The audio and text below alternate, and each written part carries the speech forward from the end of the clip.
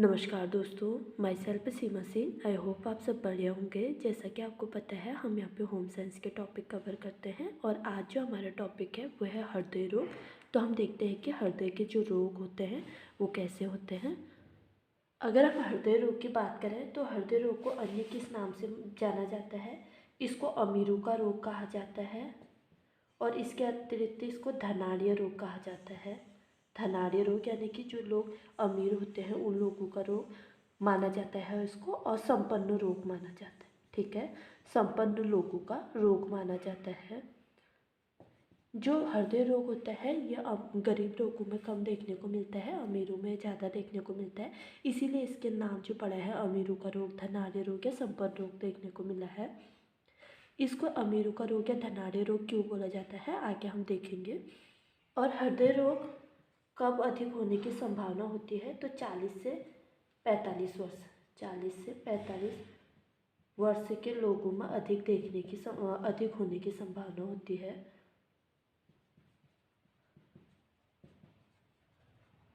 होने की संभावना होती है हृदय रोग की। और जो हृदय रोग होता है, हृदय रोग में हृदय का बाहरी आवरण जिसे क्या बोला जाता है? पेरिकार्डियम बोला जाता है। पेरिकार्डियम प्रभावित होता है। ठीक है,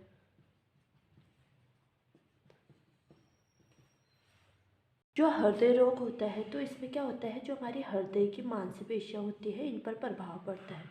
हृदय की मांसपेशियों पर प्रभाव पड़ता है। किस किस कारण से हमारे हृदय की मांसपेशियों पर प्रभाव पड़ता है?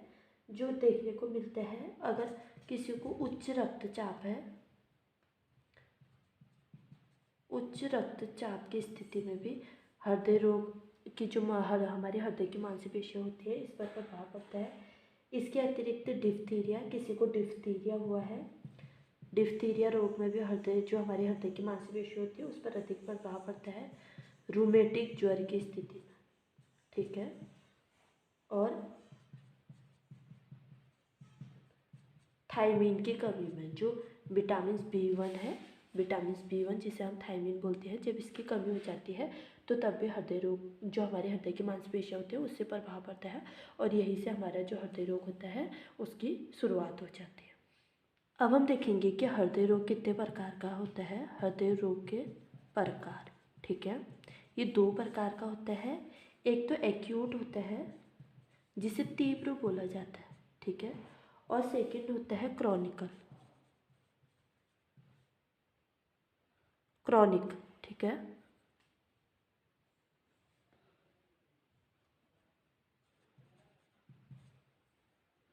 जिसे दीर्घकालिक बोला जाता है। दीर्घकालीन रोग होता है। जो एक्यूट तीव्र रोग होता है इसमें क्या होता है, जो हमारा हृदय होता है इस पर तीव्र हृदय रोग बोला जाता है। इसको तीव्र हृदय रोग होता है और बिना किसी चेतावनी के पहले इंसान को पता नहीं चल पाता है कि मुझे हृदय से रिलेटेड कुछ प्रॉब्लम हो रही है। अचानक से उसको जो हृदय हार्ट अटैक आ जाता है तो पहले व्यक्ति स्वस्थ रहता है, उस पर ऐसा कोई प्रभाव नहीं होता है जिससे ये बता पाए कि उस व्यक्ति को हृदय से रिलेटेड बीमारी होती है, तो इसीलिए इसको एक्यूट बोला जाता है। इसके अंतर्गत क्या आता है? हार्ट अटैक आता है। हार्ट अटैक जिसे हम हार्ट फेलियर भी बोलते हैं, ठीक है, ये इसके अंतर्गत आता है। और क्रॉनिकल में क्या होता है? क्रॉनिक दीर्घकालिक में ये हमारे हृदय पर लंबे समय तक प्रभाव रहता है इसका। दीर्घकालीन हृदय रोग बोलते हैं इसको।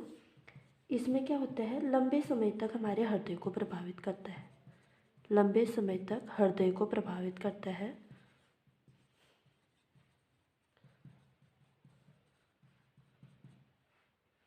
और इसके अंतर्गत 2 रोग आते हैं, एक तो एथ्रोस्क्लेरोसिस आता है, एथ्रोस्क्लेरोसिस,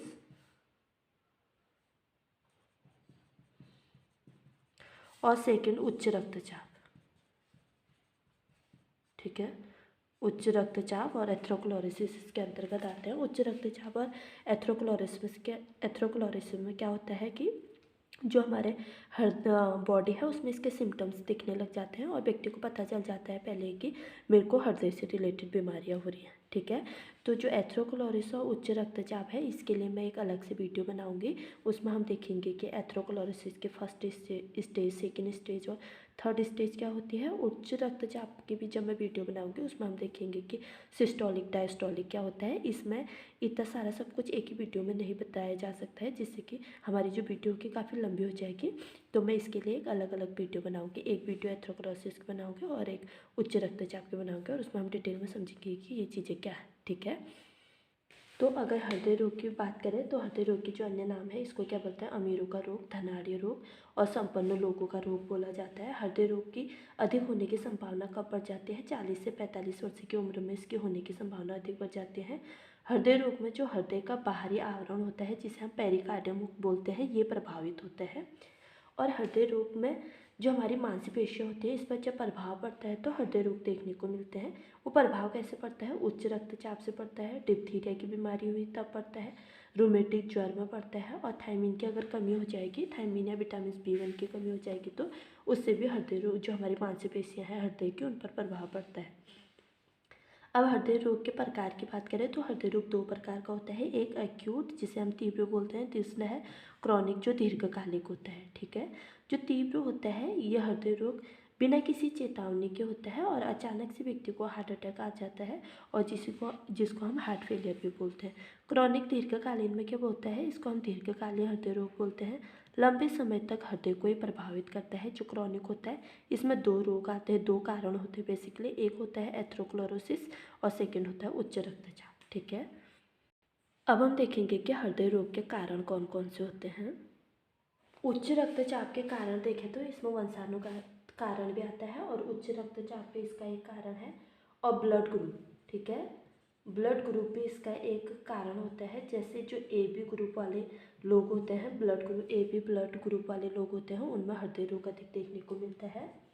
वैज्ञानिकों ने एक शोध से बताया है कि जो AB ग्रुप वाले लोग होते हैं उनमें जो हृदय रोग की संभावना होती है वो अधिक देखने को मिलती है। ठीक है, और इसके अतिरिक्त हृदय रोग के क्या कारण है, वसा की अधिक मात्रा लेना, ये भी हृदय रोग का एक कारण है, और लाइपोप्रोटीन की मात्रा अधिक लेना। ठीक है, लाइपोप्रोटीन की मात्रा लेना, और लाइपोप्रोटीन में क्या होता है, कोलेस्ट्रॉल होता है, कोलेस्ट्रॉल की मात्रा होती है। कोलेस्ट्रॉल अगर अधिक हो जाता है तो ये भी हमारे हृदय के लिए हानिकारक होता है। और फास्फोलिपिड की मात्रा भी इसमें अधिक होती है। और लिपिड क्या होती है, वसा की मात्रा अधिक हो जाएगी तो ये भी हमारे हृदय रोग का एक कारण बन जाएगा।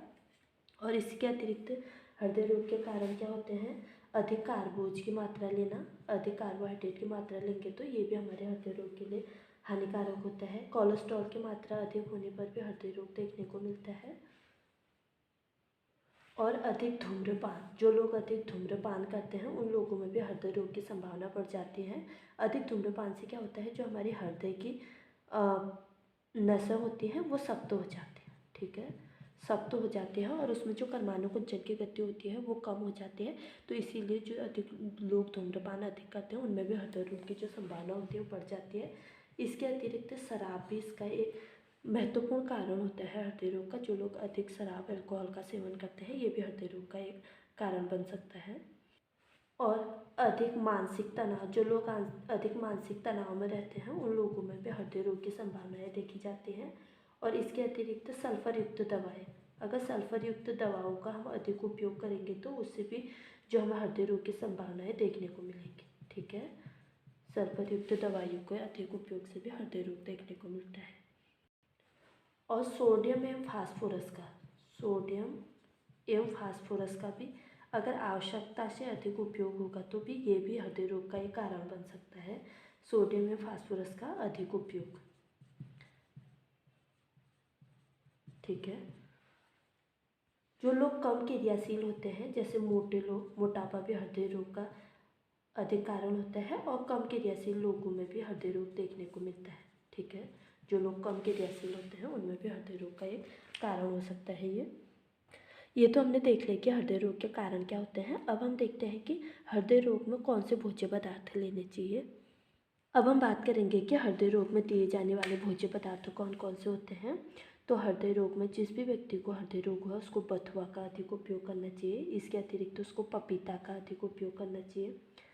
थर्ड है जई की भूसी का उपयोग करना चाहिए, ये भी हृदय रोगियों के लिए महत्वपूर्ण आहार है। और शहद का उपयोग भी अधिक करना चाहिए। अल्फाल्फा अल्फाल्फा एक घास होती है जो समुद्री किनारों पे पाई जाती है। इसका भी अगर हृदय रोगी अपने आहार में इसको शामिल करें तो उसके उनके हृदय रोग में सुधार देखने को मिलता है। और इसके अतिरिक्त लहसुन और प्याज का भी उपयोग से भी जो हृदय रोग होता है ये इसमें राहत मिलती है। ठीक है, तो जो प्याज होता है ये क्या करता है, ये हमारे रक्त सीरम में कोलेस्ट्रॉल की मात्रा को कम करता है। ठीक है, प्याज हमारे रक्त सीरम में जो कोलेस्ट्रॉल की मात्रा होती है उसको कम करता है। और जो लहसुन होता है ये क्या कार्य करता है, लहसुन क्या कार्य करता है, लहसुन कोलेस्ट्रॉल वसा लिपिड्स को धमनियों में चिपकने से रोकता है। ठीक है, धमनियों में चिपकने से रोकता है। और अगर हमारी धमनियाँ जब उन पे किसी भी पदार्थ का जमाव नहीं होगा, जैसे कोलेस्ट्रॉल लिपिड और वसा का जमाव नहीं होगा, तो उसमें जो ब्लड होगा वो अच्छे से बह पाएगा और वो ब्लॉकेज की स्थिति नहीं देखने को मिलेगी। तो चिपकने से ये रोकता है, इसीलिए लहसुन हमारे लिए अच्छा होता है हृदय रोगों के लिए।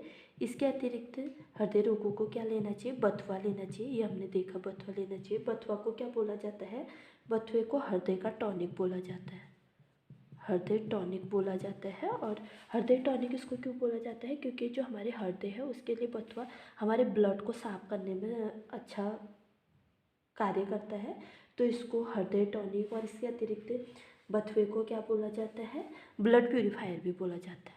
ठीक है, ब्लड प्यूरीफायर भी बोला जाता है, ये ब्लड को शुद्ध करने का कार्य भी करता है।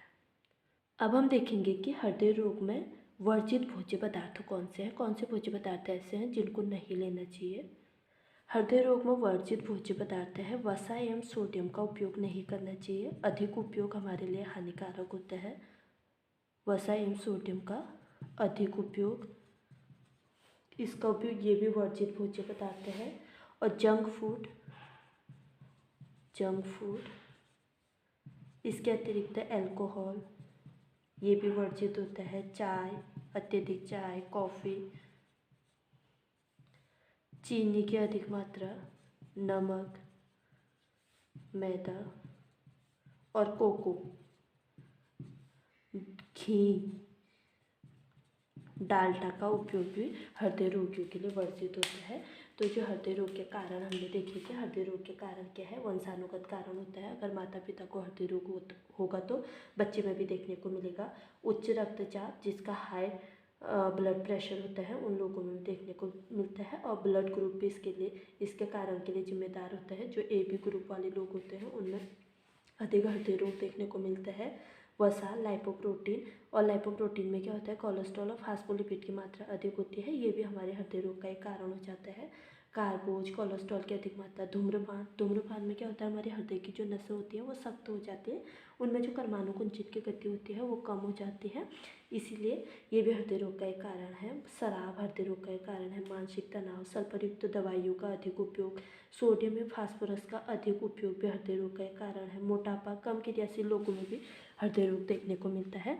अब फिर हमने देखा कि जो हृदय रोग में दिए जाने वाले भोज्य पदार्थ हैं, कौन कौन से भोज्य पदार्थ दिए जाते हैं। बथुए का उपयोग करना चाहिए, पपीता, जई की भूसी, शहद, अल्फा घास का उपयोग करना चाहिए, और लहसुन और प्याज का उपयोग करना चाहिए। प्याज क्या करता है, प्याज हमारे रक्त सीरम में कोलेस्ट्रॉल की मात्रा को कम करता है, और अगर हमारे ब्लड में कोलेस्ट्रॉल की मात्रा कम हो जाएगी तो हृदय रोग की जो होने की संभावना है वो कम हो जाएगी। ठीक है, और लहसुन भी इसका एक लहसुन का भी उपयोग करना चाहिए। लहसुन क्या करता है, कोलेस्ट्रॉल, वसा और लिपिड्स को धमनियों में चिपकने से रोकता है, इसीलिए लहसुन का उपयोग भी हृदय रोगियों को बताया जाता है।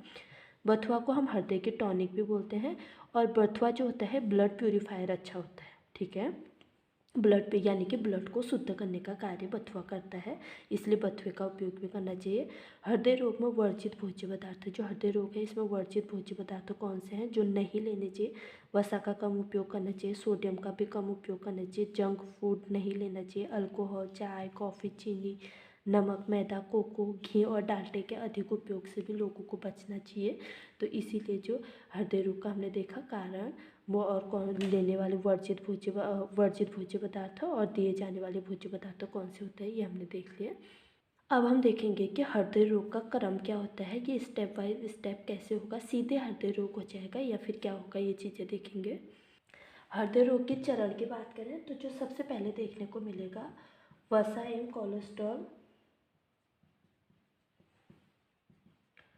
कोलेस्ट्रॉल के साथ तंतु का बनना, ठीक है, सात तंतु का बनना। इसके बाद क्या देखने को मिलेगा, आंतरिक जो हमारी धमनियाँ होंगी, नसें होंगी, उनकी जो आंतरिक सतह होगा, सतह का मोटा होना। अगर उन पर वसा और कोलेस्ट्रॉल जम जाएगी तो जो हमारी धमनियों की आंतरिक सतह होंगी वो मोटे होने लगेंगे। और इसके बाद जो वसा होगी उसका रेशेदार संरचना होगी, रेशेदार संरचना देखने को मिलेगी, रेशे जैसे बनने लगेंगे और जो रेशे का जाल बनेगा इसमें क्या होगा, फैट और कैल्शियम, जिसको हम एथ्रोमा बोलते हैं, एथ्रोमा की स्थिति देखने को मिलेगी। फैट और कैल्शियम का अथ्रोमा का निर्माण होगा, फैट और कैल्शियम जमने लगेगा जिसको हम एथ्रोमा निर्माण बोलते हैं। और इसके बाद क्या देखने को मिलेगा, थ्रोम्बोसिस देखने को मिलेगा, थ्रोम्बोसिस देखने को मिलेगा। थ्रोम्बोसिस क्या होता है, रक्त का जमना, और रक्त का जमना हो जाएगा तो फिर उसके बाद क्या होगा, अल्सर के घाव दिखेंगे। जो हमारे थ्रोम्बोसिस की प्रक्रिया में जब हमारे ब्लड में, जब हमारी धमनियों में जो थ्रोम्बोसिस रक्त जमने लगेगा तो उससे जो होंगे घाव बनने लगेगा जिसको हम अल्सर का घाव बोलते हैं, घाव हो जाता है। और उसके बाद से जो व्यक्ति का नसें होती हैं वो ब्लॉक हो जाती हैं और नसों में अगर जो ब्लड है वो सही से नहीं बह पा रहा है तो वही हार्ट अटैक की स्थिति बन जाती है, ठीक है। तो जो अगर हृदय रोग हृदय रोग के चरण हम देखेंगे तो इसमें क्या होगा, पहले वसा एवं कोलेस्ट्रॉल के साथ तंतुओं का बनना स्टार्ट होगा हमारी बॉडी में। उसके बाद जो हमारी धमनियाँ होंगी उनके आंतरिक सतहों का मोटा होना, उनमें वसा कोलेस्ट्रॉल जम जाएगा तो जो उनके आंतरिक सतह होंगे वो मोटे होने लगेंगे। वसा रेशेदार संरचना, वसा का रेशेदार संरचना एक जाल जैसे बनाने लग जाएगी वसा, और फैट और कैल्शियम जमा हो जाएगा, इसी को ही हम एथ्रोमा निर्माण बोलते हैं। फिर थ्रोम्बोसिस देखने को मिलेगा। थ्रोम्बोसिस में क्या होता है, रक्त का जमना प्रारंभ हो जाता है और उसके बाद जो रक्त जमेगा वो अल्सर के घाव बना देगा और घाव हो जाएंगे बेसिकली हमारी धमनियों में, और घाव को ही हम अल्सर बोलते हैं। तो जो अल्सर के घाव बनना प्रारंभ हो जाएंगे हमारे हृदय में, ठीक है। हार्ट अटैक में क्या होता है, जो हार्ट अटैक रोग होता है इसमें जो हमारी रक्त धमनियाँ होती हैं, रक्त धमनियाँ में एथेरोसिस रोग, एथिरोमा रोग होता है। एथिरोमा रोग होने से हृदय के आंतरिक भाग क्षतिग्रस्त हो जाते हैं।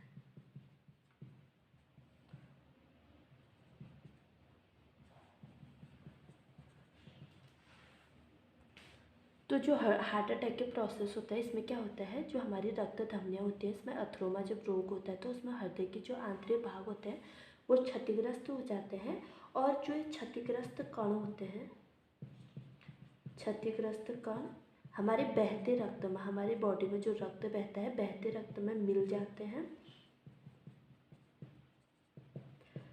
और जमा वहाँ, अगर बार बार ये कण हमारे ब्लड में आ रहे हैं तो जमा होने लग जाते हैं, जमा होकर धमनियों में रक्त के प्रवाह को रोकते हैं, ठीक है। जो ये क्षतिग्रस्त कण होते हैं ये अगर बार बार हमारे ब्लड में आ रहे हैं तो हमारे रक्त के जो बहाव होता है उसको ये रोक देते हैं। और रक्त का बहाव ही, अगर रक्त की जो बहाव है वही हमारी बॉडी में अगर रुक जाएगा तो जो हमारे शारीरिक अंग हैं इनको रक्त नहीं मिल पाएगा, शारीरिक अंगों तक रक्त नहीं पहुंच पाता है। ठीक है, और रक्त हमारी बॉडी में सही से नहीं पहुंच पा रहा है, तो रक्त के माध्यम से हमारा जो CO2 और ऑक्सीजन और कार्बन डाइऑक्साइड की प्रक्रिया है, इसका भी निष्कासन सही तरीके से नहीं हो पाता है, सही ढंग से नहीं हो पाता है। अगर हमारे फेफड़े ऑक्सीजन और कार्बन डाइऑक्साइड, ऑक्सीजन को अच्छे से ले नहीं पा रहे हैं और कार्बन डाइऑक्साइड को बाहर नहीं निकाल पा रहे हैं, तो हमारी बॉडी में कार्बन डाइऑक्साइड की मात्रा अधिक हो जाएगी। अगर जब ये प्रोसेस अच्छे से नहीं हो पा रहा है, तो इसके लिए हमारे हृदय को अतिरिक्त कार्य करना पड़ेगा, और जो अतिरिक्त कार्य हमारा हृदय करेगा, उससे जो हृदय की मांसपेशियाँ होंगी उस पर प्रभाव पड़ेगा। अगर ये प्रक्रिया अधिक हो रही है, तो उसी से हमको जो होता है हार्ट अटैक देखने को मिलता है। तो हार्ट अटैक के प्रोसेस में ये सारी प्रक्रिया होते हैं, जो रक्त धमनियों में एथेरोमा रोग होने से हृदय के आंतरिक भाग में क्षतिग्रस्त हो जाते हैं। जो हमारे हृदय के आंतरिक भाग, जिसे हम आंतरिक भाग होते हैं, उसमें क्या होता है, क्षतिग्रस्त हो जाते हैं और क्षतिग्रस्त कण बहकर रक्त में मिल जाते हैं। जो हमारे हृदय में जो क्षतिग्रस्त कण होते हैं वो हमारे रक्त में मिल जाते हैं और वहाँ जमा होकर धमनियों का रक्त प्रवाह को रोकते हैं। जो हमारे धमनियाँ होती हैं उनमें जो रक्त बह रहा होता है, उसमें जो कण मिल जाते हैं तो उसमें जमा होकर रक्त के प्रवाह को रोकते हैं। अगर रक्त का प्रवाह रुक जाएगा तो शारीरिक अंगों तक जो रक्त होगा वो सही मात्रा में नहीं पहुंच पाता है और इससे जो ऑक्सीजन कार्बन डाइऑक्साइड की प्रक्रिया होती है वो सही ढंग से हमारी बॉडी में नहीं हो पाती है। अगर वो प्रक्रिया सही ढंग से हमारी बॉडी में नहीं हो पा रही, तो इसके लिए हमारा हृदय अतिरिक्त कार्य करता है और अतिरिक्त कार्य जब हमारा हृदय करता है तो उससे हमारे हृदय में क्या होता है, जो हमारे हृदय की मांसपेशियाँ होती हैं वो प्रभावित होती हैं और हार्ट अटैक की स्थिति देखने को मिलती है। ठीक है, अब है हृदय रोग के इलाज के लिए हम कुछ प्रक्रियाएँ करते हैं, जैसे एंजियोप्लास्टी करते हैं, एंजीना पिक्टोरिस करते हैं। ये क्या होता है इसको समझेंगे। ठीक है, एंजियोप्लास्टी में क्या होता है, जो एंजियोप्लास्टी प्रक्रिया होती है इसमें क्या होता है, जब हमारे रक्त में प्लेक्यूल्स की मात्रा, प्लेक्यूल्स क्या होते हैं, जब हमने देखा ना कि जो क्षतिग्रस्त कण हमारे रक्त में आ रहे थे, जब हमारे रक्त में प्लेक्यूल्स की संख्या अधिक हो जाती है तो जिसके कारण नलिकाएँ ब्लॉक हो जाती हैं, इस स्थिति में एंजियोप्लास्टी का प्रयोग किया जाता है। एंजियोप्लास्टी में क्या क्या होता है, इसमें नलिकाओं के अंदर एक तार को डाला जाता है जिसमें गुब्बारे लगा होता है। नलियों के अंदर इस गुब्बारे को फुलाया जाता है जिससे नलियाँ साफ़ हो जाती हैं और वहाँ छल्ला लगा दिया जाता है। ठीक है, तो जब हमारे एंजियोप्लास्टी में वैसे क्या होता है, जब हमारे रक्त में प्लेक्यूल्स की संख्या अधिक हो जाती है तो उससे जो हमारे रक्त की नलिकाएं होती हैं उनमें ब्लॉकेज देखने को मिलता है और इस ब्लॉकेज को हटाने के लिए हम जो प्रोसेस करते हैं उसको एंजियोप्लास्टी बोलते हैं। एंजियोप्लास्टी में क्या होता है, एंजियोप्लास्टी के प्रयोग में क्या किया जाता है, इसमें जहाँ पे हमारे नली में ब्लॉकेज देखने को मिल रहा है, एक तार के माध्यम से उसमें गुब्बारा लगा के हमारी नलियों में डाला जाता है। फिर जब उस नली में हमारा वो गुब्बारे लगातार पहुँच जाता है तो उसको गुब्बारे को फुलाया जाता है। जब गुब्बारा फूलता है तो उसमें जो भी हमारे नलियों में प्लेक्यूल्स की संख्या है वो हट जाती है। गुब्बारा फूलेगा तो जो प्लेक्यूल्स की संख्या हो रही है हमारी नलियों में वो हट जाती है और हमारी नलियाँ साफ़ हो जाती हैं और जहाँ पे ब्लॉकेज हुआ था हमारी नलियों पे उसको साफ करके वहाँ पे एक छल्ला लगा दिया जाता है और इसी प्रक्रिया को हम एंजियोप्लास्टी बोलते हैं। अब देखेंगे कि एंजाइना पिक्टोरिस किसको बोलते हैं। एंजाइना पिक्टोरिस में क्या होता है, एंजाइना पिक्टोरिस की बात करें, इसमें क्या होता है, जब हमारे रक्त में ऑक्सीजन की कमी हो जाती है या हृदय की मांसपेशियों में सही रूप से रक्त नहीं पहुंच पाता है तो छाती में तेज चुभन के साथ दर्द होता है, इसे ही एंजाइना पिक्टोरिस बोलते हैं। तो एंजाइना पिक्टोरिस क्या है, हमारी बॉडी में ऑक्सीजन की कमी जब हो जाती है तो उसके लिए जो हमारी मांसपेशियाँ हैं उनमें रक्त सही से नहीं पहुंच पाता है और हमारी छाती में तेज चुभन होने लगता है, इसी को एंजाइना पिक्टोरिस बोला जाता है। ठीक है, और एंजाइना पिक्टोरिस क्या होता है, जो तेज चुभन हो रही है हमारी बॉडी में और हमारे छाती में जो तेज चुभन होती है दो प्रकार का होता है। एक को हम स्थिर एंजाइना पिक्टोरिस बोलते हैं, स्थिर एंजाइना पिक्टोरिस, और सेकेंड है अस्थिर एंजाइना पिक्टोरिस, अस्थिर एंजाइना पिक्टोरिस। जो स्थिर एंजाइना पिक्टोरिस है इसमें क्या होता है, जब हम दौड़ रहे हैं, दौड़ना, चलने में या फिर कुछ कार्य करने में हमारे छाती में जब दर्द हो रहा है तो उसको स्थिर एंजाइना पिक्टोरिस बोलते हैं। और अस्थिर एंजाइना पिक्टोरिस क्या होता है? अस्थिर एंजाइना पिक्टोरिस ऐसा होता है कि इसमें ये अचानक से देखने को मिलता है। अस्थिर एंजाइना पिक्टोरिस में क्या होता है? अचानक से होता है और तीव्र दर्द होता है और दवा और आराम से ये ठीक नहीं होता है। लेकिन जो स्थिर होता है इसमें हम दवा और थोड़ी देर आराम करें, अगर हम दौड़ रहे हैं बैठ जाए या चल रहे हैं बैठ जाए, कार्य कर रहे हैं उस टाइम अगर आराम कर ले तो स्थिर एंजाइना पिक्टोरिस जो होता है वो ठीक हो जाता है। लेकिन जो अस्थिर एंजाइना पिक्टोरिस होता है ये अचानक से होता है, असहनीय दर्द होता है और दवा और आराम का इस पर कोई प्रभाव नहीं पड़ता है, इसीलिए इसको अस्थिर एंजाइना पिक्टोरिस बोला जाता है। और हृदय की जाँच के लिए जो टेस्ट किया जाता है उसको क्या बोला जाता है? टेस्ट। ठीक है, उसको हम ईसीजी बोलते हैं। ईसीजी की फुल फॉर्म क्या होती है? Electro cardiography. ठीक है, ये ईसीजी की फुल फॉर्म होती है इलेक्ट्रो कार्डियोग्राफी। हृदय रोग की जांच के लिए ईसीजी की जाती है। तो आज हमने हृदय रोग देखा कि हृदय रोग में क्या क्या होता है, हृदय रोग कैसे होता है, हार्ट अटैक क्या होता है, और एथेरोस्क्लेरोसिस और उच्च रक्तचाप वाली वीडियो हम अलग अलग उसमें देखेंगे। और एंजाइना पिक्टोरिस देखा। इसके अतिरिक्त हमने हृदय रोग के कारण देखे। तो अगर आपको आज हमने हृदय को डिटेल में देखा। अगर आपको मेरी वीडियो पसंद आए तो प्लीज़ लाइक शेयर कमेंट और सब्सक्राइब करना ना भूलें। मिलते हैं अपने अगले वीडियो में, तब तक के लिए बाय।